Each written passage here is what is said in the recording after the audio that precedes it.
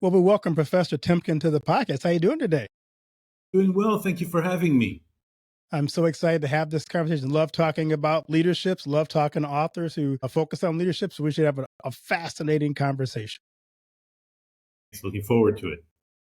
I love to ask my guests this question: what's the best piece of advice you've ever received? Well, I've been fortunate. I've gotten a lot of good advice over the years, starting from a very early age. I think the one that really sticks out to me is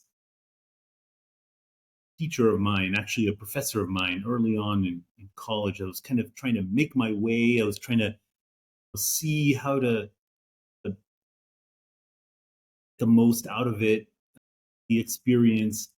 He just took me in one day and he said, you need to be yourself. You need to stay true to yourself. You know what comes naturally to you. So you want to work hard, want to make that effort, but it has to be with enthusiasm. It has to be with excitement. And I've tried to stick to that rule. So whatever I do in life, I try to combine the hard work with the enthusiasm, so that it feels coming to me very, very naturally, and to always stick to what brings me just success, also happiness, pleasure. I love that. I'm also curious in your life, were there people who served to inspire you or serve as mentors in your life along your journey?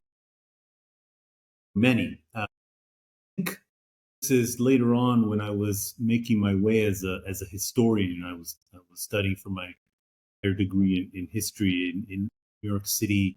And I just remember I was very young, I was very energetic, and I had a lot of intellectual energy and self doubt too. And I just remember his name was Alan Brinkley, passed away sadly a few years ago. He was professor of American history at Columbia. He took me in one day to his office and he said, "What you're doing. I believe in what you're doing." Just that statement wasn't very long, it wasn't very substantive. He was so calm and so reassuring. I made a mental note to myself that I need to remember to do the same thing for others later on in life. Just help them settle down, find their confidence, find their way. Try whenever I write something, a book, I in the acknowledgments part to recognize the people who helped me along on the journey. Alan Brinkley, was one of the most important ones. And I love that because you get to pass that down to the next generation. You never know, like, again, what sentence you have or what statement you make that really helps transform someone's life and lifts them up who may be struggling with their confidence, but they have the ability and the passion there. You may never know how you set them off on the next chapter of their life. I love that. Absolutely. I'm curious, as we get into your book, definitions are always important. How do you define leadership in the context of your book? The book I'm even gonna hold it up. Look, this is Warriors, Rebels, and Saints, my book on leadership and history. I think there isn't one definition that I give, but I do get a question a lot, and it's kind of at the heart of the book. I associate leadership not necessarily with success, not necessarily with winning, necessarily with individual achievement. Associate leadership with public service. That's really what I mean by leadership. Leaders, to me, are people who help people move forward, improve their lives, improve society.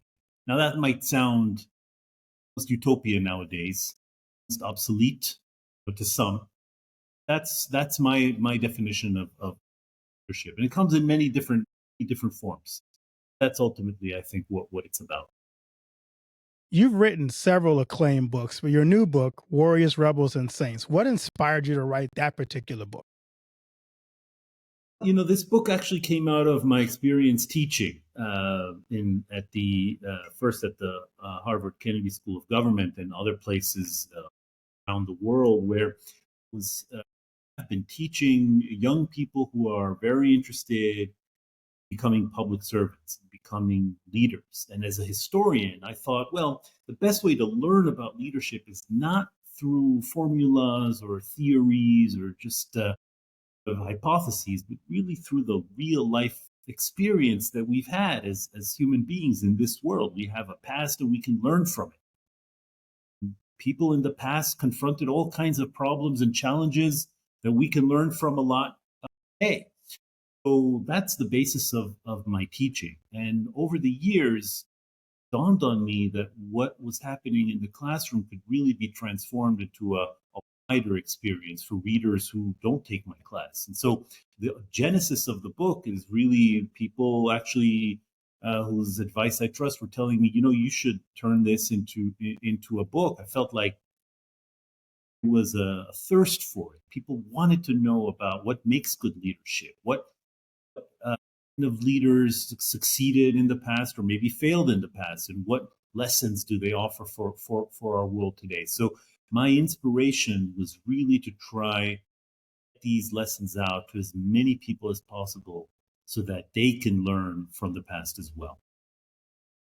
In your book, you have a wide variety of leaders. You don't just have some of the more common leaders. How did you narrow it down to select the ones you did in your book?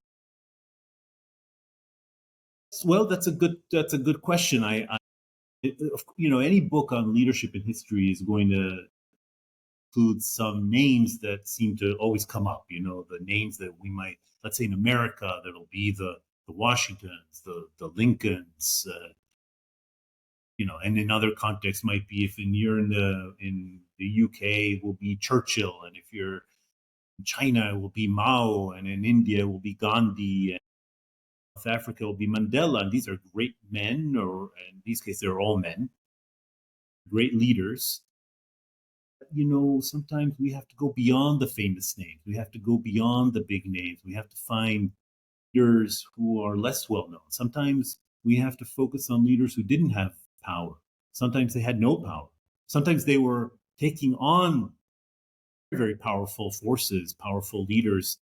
That's a different kind of leadership. So I wanted the book to combine a focus on famous names, and what we can learn from their cases, Margaret Thatcher in Britain, Luther King Jr. in the United States, President Roosevelt, I have a chapter on him, but also look at cases of leadership where we might not even know the names of the leaders in question. Leadership can come in forms that are very, sometimes almost anonymous, names that are very unsung. So I think I wanted to give a perspective on leadership that changes from or is different from the more traditional way of looking at leaders as simply these great figures with a lot of power. I always when I think about leaders, I always think this question is very interesting. Do you think history makes the leaders, or or the leaders make history, or is it kind of a combination? That's the starting point. Whenever I, teach my class, and the actually starting point for the book, I pose the question because it's like a chicken and egg question, right? What came first? Because think about it, the great leaders in history changed the world. May have changed their countries. They certainly changed the course of events. We say leaders, of course, leaders make history. Can't imagine a leader like, say, Malcolm X, who I write about in the book. Even President Roosevelt, I mentioned him before. Leaders of the suffrage movement, for the right of women to vote in the 20th century. We can't imagine any of these leaders without the history that produced them, their experiences, their childhoods, values that they learned from their families, their communities, the challenges they faced, the hardships. So, of course, world events, whether it's wars or economic crises, other kinds of catastrophes. These are the sorts of events and crises that create leaders. Leaders emerge from these moments.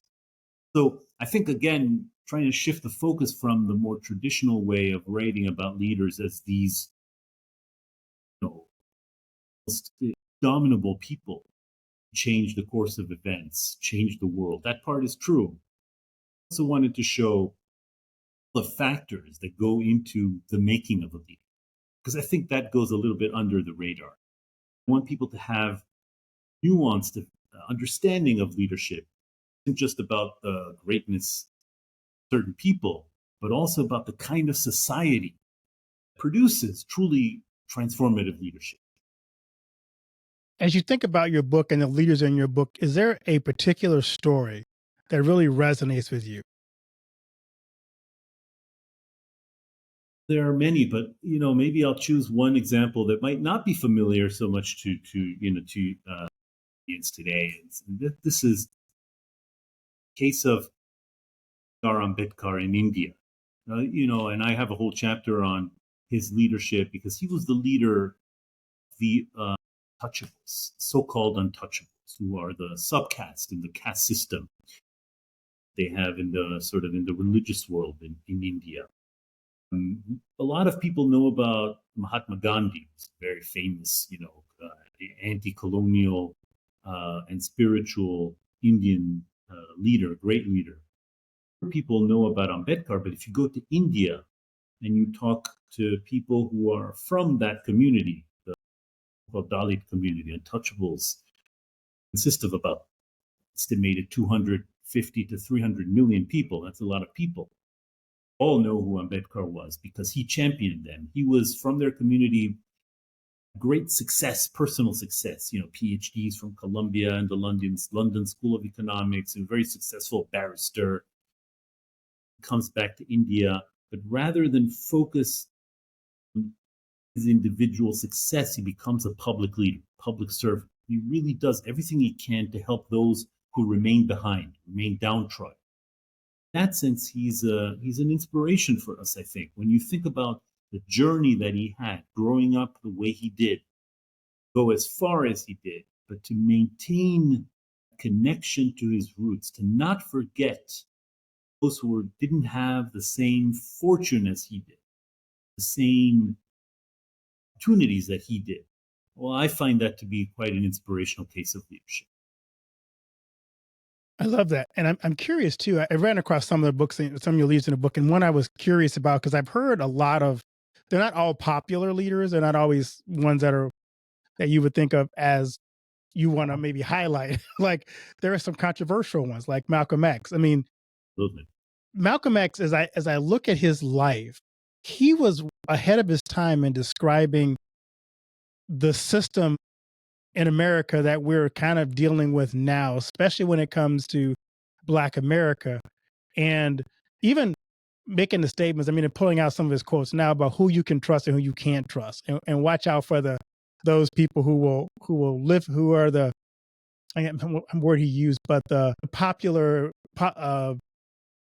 entertainers of your day, promoting you down a path of destruction. I'm kind of curious, how did you deal with some of the people that may have had a more controversial leadership past? Well, it's interesting. That question is very interesting. Both with Malcolm, Malcolm X is often treated as schools, for example, as a sort of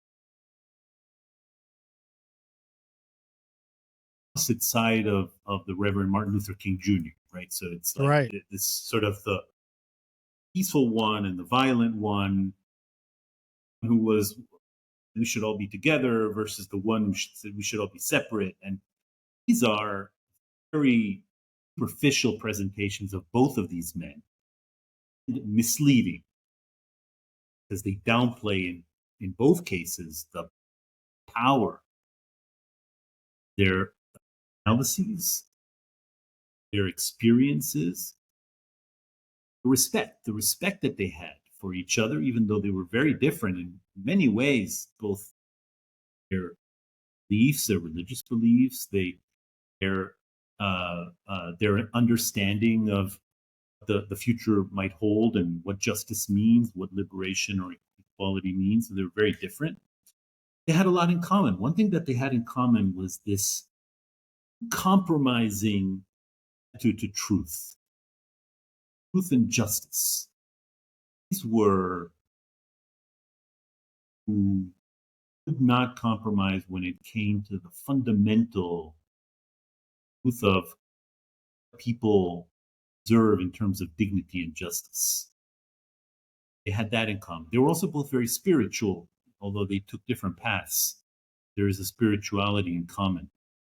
I think that that makes leaders controversial. That's an interesting word that we use, because remember, in his day, it wasn't just Malcolm X who was controversial. Even the Reverend Martin Luther King Jr., who had a national holiday named after him in 1983, was assassinated just 15 years earlier at a time in 1968 when he had become one of the most polarizing, controversial public figures in America, Right. because he was connecting the racism in American society as he saw it with economic inequality, poverty specifically, and with militarism, because he had become a fierce opponent of the Vietnam War. So you go from looking at someone as very polarizing and controversial and subversive and dangerous to some people, to becoming a national icon with a national holiday named after. That's what Malcolm X was talking about, is look how people are often portrayed in real time versus how they might be portrayed afterwards when they're gone. We need to keep that in mind even today when we hear certain portrayals of certain leaders, certain people in public life. Honestly, I think what a lot of these very controversial leaders have is that they're not just leaders, they're also teachers. Both Malcolm X and Martin Luther King Jr., very different, but if you go and sort of dive into their speeches, into their that activism, you'll find that they spend a lot of their time teaching. What do I mean by that? They're talking a lot about history. They're talking about how America arrived at the present moment. They have different interpretations, but they're really trying to educate their audience. They're not just trying to militate. They're not just trying to do political change, but they're really trying to get people to understand in a very deep way themselves, their place in the world, give them a sense of identity, teach people about their cultures and about their histories. I think that one of the most significant traits of the transformative leaders is that they teach people as much as they lead them.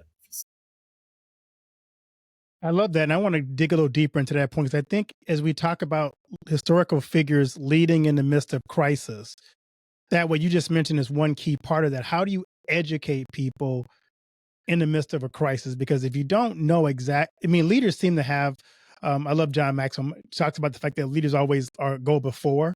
So they see what others don't see. But to get people to kind of follow along, to come along with you, you have to educate them as to what exactly is the situation and the times they need to understand. So dig a little bit deeper into how the historical figures you've covered led in times of crisis. That's a great question, and take some learning to be able to distinguish between leaders who are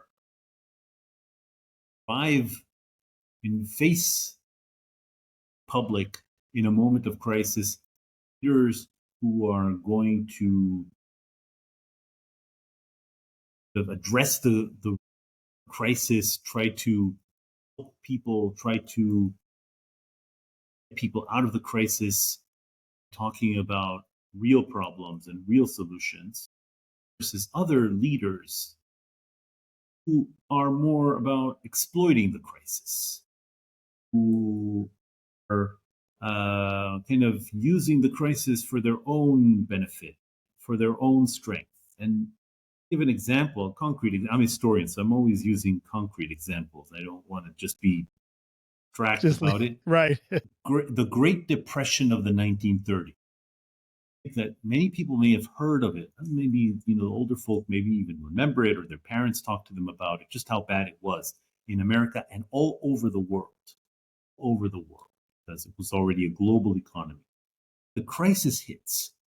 It has some political effects. We know, for example, that the rise of fascism in Europe, and like Adolf Hitler and others, they were the result the deep economic crisis and the fact that people turn to these kinds of leaders who are scapegoating other people and saying, their fault that you're suffering, their fault that you've lost everything, you're losing your country, and so on.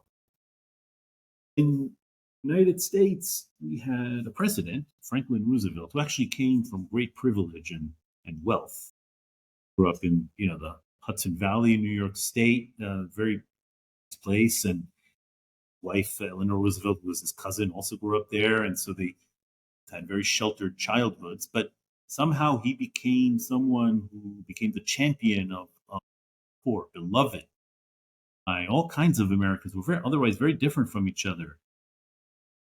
United them, saying, no, the problem with the economic crisis that you're suffering isn't because of one group or a minority group or because of immigrants or because of the person or that person. No, it's because you have been let down by your leaders, your previous leaders, and you have been let down by the system that didn't protect you at all.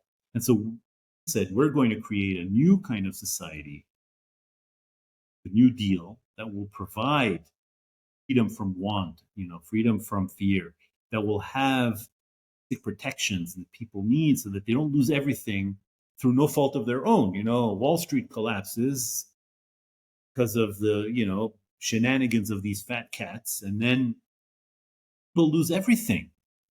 He said, we can't have that. We have to make sure people are fed and people work and people maintain their dignity. This is an example of a kind of leader, and he was controversial and he was very ruthless and not everybody liked him. He was a kind of leader who was the product of a crisis, the Great Depression, who tackled it very successfully. He won 4 elections by landslides in the United States. Probably would have won more if he hadn't died in 1945. Then entered World War II, led the United States in World War II. Versus leaders who were dangerous, who actually exploited the crisis to bring about war and genocide, destruction. Talking about people like Hitler and others in Europe at the time. So that's why it's very important to look at moments of crisis to understand the different dynamics of leadership. And the Great Depression as an example, but it's not too different from today. We're not in a Great Depression, but a lot of folks feel that they are living in a world in which they're not protected, in which they are in danger, in which communities are not safe and not protected, and that they have the same lives that their parents had, and their children won't have the same lives even that they had. So I think in that situation, leaders come along who promise all kinds of things. Our civic responsibility, I think, learn from history about who are the leaders that we can actually trust in this situation. Who are the leaders who will actually help versus who are the leaders who will kind of, divide and exploit, and our judgment that way. So let's stick there a little bit because I want to ask this question. As we look at lessons from the past, what character traits can people look for in their leaders that tell me whether this is a leader I can trust versus a leader who will exploit me? That's a really good question. The part of the problem that we're not always privy to what people are actually like, right? We get a public image. It seems like the more media we have, more confusing it gets, because there's all this spin and propaganda, and can you trust is this real news? Is this fake news? And what is going on? I actually say, let's be wary of trying to look at character traits, because we don't always get the full picture. Don't know always what people are like in private. I can say though that people have integrity in their personal behavior, that that they have cheated others or they have been dishonest in their professional lives, and it's documented, right? Then I would be wary of handing over great power to these people. That's one very thing, but you don't need me for that. I mean, this is common sense, right? Say, look at what is the person actually posing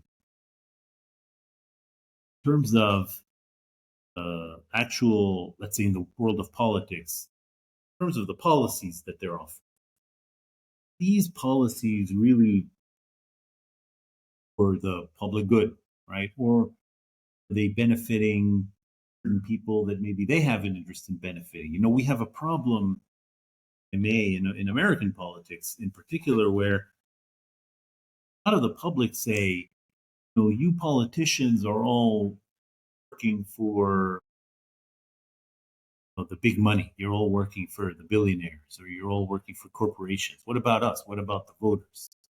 There's a lot of mistrust. So I think that in this kind of situation, we really have to look at the leaders who are leveling with the public and saying, okay, look, here are the things that I can and cannot do. If I want to get, if I want to be elected, if I want to stay in office, here's what I can do. I think that ultimately you have to make a decision based on the level of honesty a leader is displaying. You can't always tell right away. New face shows up, says things. Well, how do you know if they're telling the truth or not? Well, we need experience. We need to see, okay, said something 2-3 years ago. What happened with that? Let's check. Let's see. And that's the great thing about democracy is that we can actually study our leaders. We can actually evaluate them and then decide if we want them to continue or not. Yeah, I think one of our great leaders said, "Trust but verify." Right. Exactly. So I want to have an open mind. I want to be sort of, positive. One comes along, things that sound nice to me, but I'm not just going to take that on. Nobody in their right mind would just buy a car because the salesman says nice things about it. You want to check it out. It has to, you want to read reviews. You want to do your homework. So we're not buying a leader in the sense that we're buying a car, but we have to do our due diligence. As someone who has studied leadership and taught leadership, how do we cultivate better leaders for the future? I think that's one of the things we're also looking to do too. How do we raise up leaders for the future? We can't solve the ones we have now, but how can we cultivate ones for the future? I think there's a tendency to kind of look around for I actually get asked. I'm glad you didn't ask me the question maybe yet, but you did ask me a different question. The question that I often get asked is, who are the leaders in the world right now that you really admire? I actually have a hard time answering that question. There aren't. This isn't long, unfortunately. We have a leadership deficit. I think we have a leadership crisis. That's partly why I wrote this book. Sure, people are thinking about themselves as leaders, right? So they say, well, how can I become a leader? So I think we want to identify good leaders in the world if they're out there, and we really want to cultivate our own leadership skills. I also say to people, look around you, your friends, at your colleagues, at your family members. See if you can identify someone who isn't a leader yet. He doesn't think of themselves as a leader. Maybe others don't see them as a leader, but you see something. You see a good faith. You see something strong. You see potential. Try to encourage that person. Try to cultivate that person. Try to rally around that person. Say something to that. We know that Martin Luther King Jr. He did. I mean, another example. He didn't see himself early on necessarily as an important public leader. He had to be pushed. He had to be nudged. He had to be encouraged, and there were people encouraging him. Well, eventually, it worked. It happened. But we have to do that. We have to do that work of trying to recognize leadership around us that participate in the creation of good leadership. One of my favorite songs is Sisters and Brothers by the Sensational Nightingales. That many people know them today, but he's one of the great gospel band groups, starting in the 50s. And I urge everybody to listen to that song because the message of that song, of My Sisters and Brothers, is basically about people keeping the faith together. Saying, when it's difficult for you, I stand with you. When it's difficult for me, you stand with me. It's in that kind of collective spirit, I think, we are really able to cultivate the kind of leadership that we. I love that. Focusing again on lessons you've learned, what is the most important lesson you learned in writing this book? Most important lesson of writing. I when I sort of started writing this book expecting that would be inspired once again by the stories of transformative leaders who changed the world, hopefully for the better. I found myself constantly moved, getting kind of wrapped up the stories, people that through their lives even became leaders. Nobody knows their names today. That sometimes the most transformative leaders are totally anonymous. I'll give you an example. World War II, there were resistance networks operating Europe, for example. I write about the French resistance, where everybody knows, or at least in Europe and France, people know about Charles de Gaulle because he was the leader of the French resistance, and he was a general, and he was sitting in London, was kind of rallying the resistance movement there. But there were people back home in France who were fighting the Nazis, occupiers, in anonymity. Nobody could know who they were because if people knew who they were, they would be jailed or killed right away, and that's what usually happened to them. Yet there would be no resistance. There would be no fighting back against this kind of evil without these anonymous people who were not in it for the glory, weren't even in it to be remembered for their names. They were in it because they had a cause. They believed in something. It's on that basis, right, of these kinds of leaders. And I call them leaders, even though I couldn't even tell you most of their names. That afterward, you can actually build free, proud, healthy society. So that's, I think, what I did not expect. I didn't expect that so much of my exploration of this topic would consist of looking at leadership really from below as much as from the top. That's really cool. I love to ask my guests this question. Thinking of leadership, what do you want your legacy to be?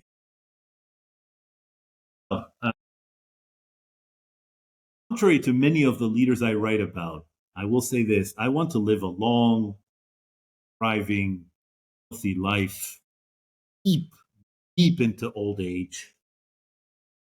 Not only my children grow up, but my grandchildren, I don't have them yet, but someday, great grandchildren. Who knows? Maybe even great great grandchildren, right? A lot of the leaders I write about, sadly, because they're so transformational and so inspirational, didn't live past a certain age. The great Martin Luther King Jr., as wise as he was only 39 when he was killed. Malcolm X was also 39 when he was killed. When I was very young, I thought, well, 39, I'll never be 39. But now I know 39 is very young, astonishingly young. I don't want people to end their lives at 39, although I also appreciate and understand the sacrifice that goes into this kind of transformational and brave leadership. In that sense, I'm a more modest person and not as physically brave as some of the leaders I write about.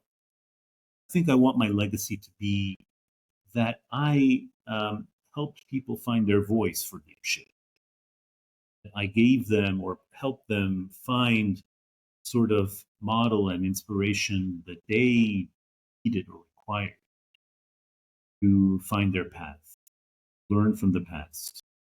That all the work that I did in learning history, becoming a professor of history, becomes something that is not just about the research I do as a historian, not just books I write about history, but also the world that we live in. People can actually use these episodes from the past, these leadership episodes, try to channel them for the world today and the world that our children are going to live in. And so I hope my legacy is that I, in that way, modest way, contributed to a better world. That's great. So, where can people find Warriors, Rebels, and Saints, The Art of Leadership from Machiavelli to Malcolm X?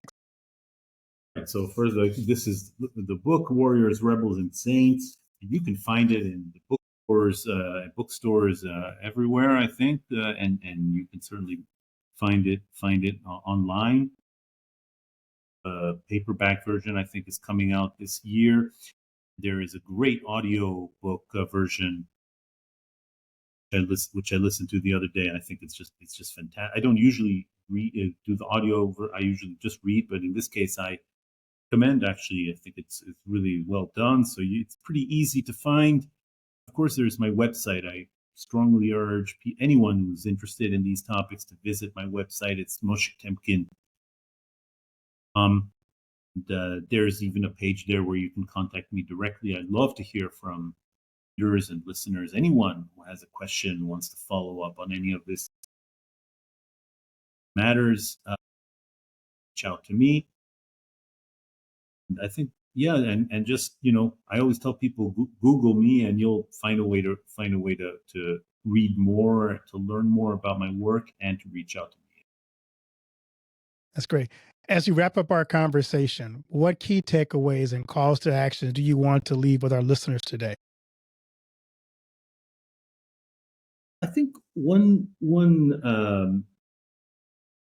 issue that has been bugging me is, I think we are a world in which really focused on ourselves as individuals, which is great. We are all we are unique and special, and each one of us is different from others, but we have so much in common. I think that we forget that sometimes. We're too divided from each other, we're too separate, we're too competitive, too adversarial, too atomized. My one call to action is to try as much as possible to think about problems and our challenges as collective problems and challenges. We had a pandemic just a couple of years ago. It's still not totally gone, and I don't think that we can understand that crisis without understanding that we're all human. We're all affected by a virus more or less in the same way, no matter from what you look like, what language you speak, and so on. Borders between countries, they need to be respected, but they're artificial. They're man-made. They're not from nature. These are decisions that we make. We have a lot more in common with our neighbors on the other side of the planet than we think. So let's try to think of ourselves, and even about leadership, in a collective way, as much as possible. Because I think that of a leadership as an individual leadership, and that's natural. Alongside that, we need to think about ourselves as brothers and sisters, if that makes sense, as much as possible. That's my It does. Well, thank you so much for this great conversation, Professor, and continue to do the work that you're doing. These books on leadership, to me, I love them because I love learning about what made leaders in the past unique and special, and how they stepped up, given the call and opportunity and the season, to do something that was required and needed in their culture and their society. So thank you for sharing those stories, bringing those people to life for us, teaching us lessons that we can take and apply to ourselves. Well, thank you very much for these questions and for having me on, and you kind of reminded me of what inspired me to write the book in the first place. Sometimes writing and you're saying, "Oh, why did I do this? This is so hard." And then I remember, well, actually trying to do some good in this world. So appreciate that, and I look forward to hearing from anyone who's listening. Don't hesitate to reach out. Well, thank you so much, Professor. Thank you very much.